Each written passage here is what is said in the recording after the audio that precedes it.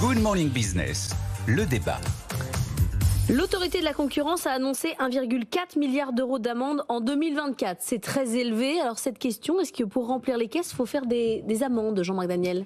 Alors je ne crois pas, non. Je crois que effectivement le rôle de ces agences, c'est pas d'essayer de mettre des amendes pour remplir les caisses de l'État. C'est-à-dire sinon on va considérer que, vous savez, il y a toute une théorie qui consiste que le crime organisé c'est une bonne nouvelle pour l'économie parce que ça crée des emplois de policiers et ça permet effectivement de récupérer après des amendes. Bon. Vision un peu court-termiste. Un peu court-termiste. Je pense que le véritable enjeu n'est pas là.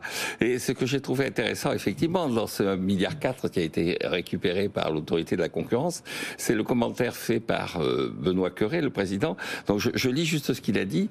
Nos décisions sont éloquentes par la diversité des secteurs concernés qui vont du gros électroménager au matériel électrique basse tension, de l'équarrissage aux produits fabriqués en Breton, des chocolats au vin des Côtes de Gascogne. Il y a des cartels partout. Il y a des cartels partout. Bah oui. Et donc le véritable enjeu, c'est effectivement non pas de leur mettre des amendes en tant que telles, mais de se poser la question de savoir si la situation en termes de généralisation, de développement de la concurrence est plutôt en train de se détériorer ou est-ce qu'on est plutôt en situation d'amélioration du caractère concurrentiel de notre économie.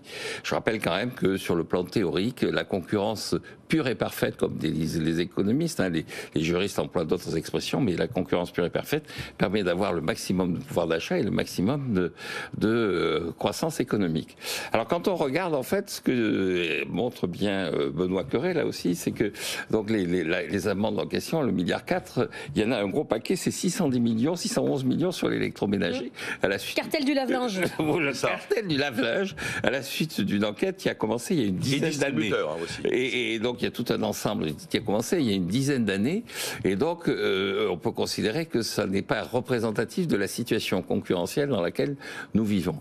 Maintenant, si on regarde effectivement les travaux des économistes, notamment sur ce qui se passe dans l'ensemble des pays occidentaux, il y a beaucoup de constats qu'on est en train de basculer d'un capitalisme vraiment de concurrence qui avait été initié notamment à l'époque de Jimmy Carter, là, le président des États-Unis qui vient de nous quitter, qui avait à la surprise générale lancé une vaste politique de concurrence alors qu'il était censé être plutôt interventionniste, démocrate. Donc en fait, il s'était lancé là-dedans.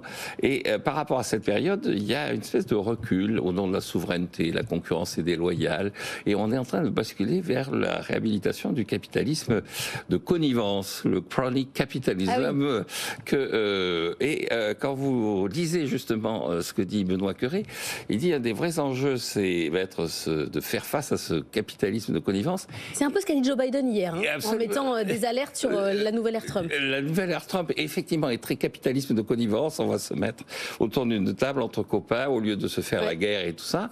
Et pour conclure là-dessus, ce qui est intéressant aussi, c'est les 250 millions d'amendes sur Google.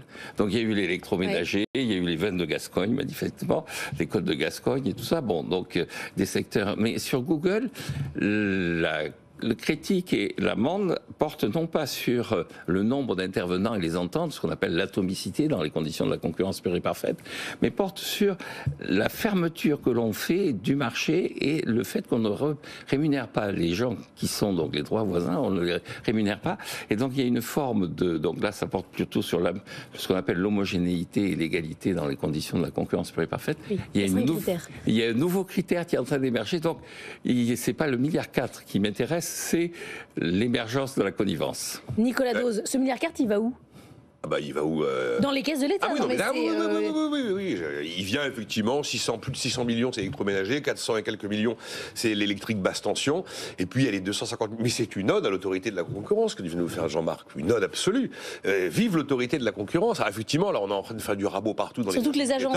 Il est clair que c'est pas celle-là qui va trinquer. Elle rapporte 60 fois ce qu'elle coûte. Donc, alors, d'accord, l'objet, c'est pas de faire des amendes, c'est que la concurrence se porte bien. Sauf qu'on aura beau mettre des radars il y aura des gens qui vont trop vite, et même si on met la peine de mort, il y aura toujours des meurtres. Donc, il faut absolument qu'il y ait un gendarme de la concurrence, et l'autorité de la concurrence a un super bilan.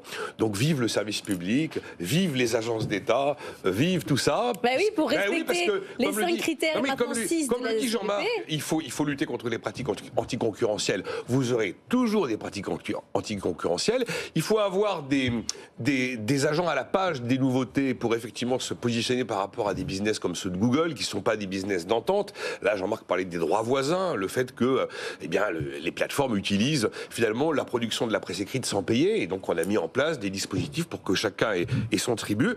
Protection du consommateur, l'autorité de la concurrence protège le héros de Jean-Marc, le consommateur. Et puis, il y a des phénomènes d'ultra-concentration, et on n'a pas encore tout vu, notamment dans le domaine du numérique. Donc, vive l'autorité de la concurrence. Vous me dites tout ça comme si vous aviez trouvé une faille dans Jean-Marc Daniel. Jusqu'à preuve du contraire, Jean-Marc Daniel n'a jamais été pour la privatisation de la justice, pour des milices privées qui régulent le code de la route. Il y a une fonction régalienne de l'État, et je pense que ces fonctions régaliennes, et juste pour répondre à votre question, où ça vient, où ça va, je rappelle que dans les comptes publics, vous avez 57% de dépenses publiques, 44% de prélèvements obligatoires, 6% de déficit. Ça fait 50% de recettes liées aux prélèvements obligatoires et au déficit. La différence, les 7%, ce sont toutes ces recettes, grosso modo, de poche, que rapportent un certain nombre. Donc ça va depuis les amendes, ça va depuis les droits de scolarité, ça va depuis... Donc ça sert. Non mais je joue avec Jean-Marc, bien sûr. Allez. Mais moi je ne crois pas à la concurrence pure et parfaite, et je pense que le capitalisme de connivence est un problème et que l'autorité de la concurrence peut nous en primer. Donc vous êtes d'accord. C'est formidable, on a fait un sujet sur lequel vous êtes d'accord.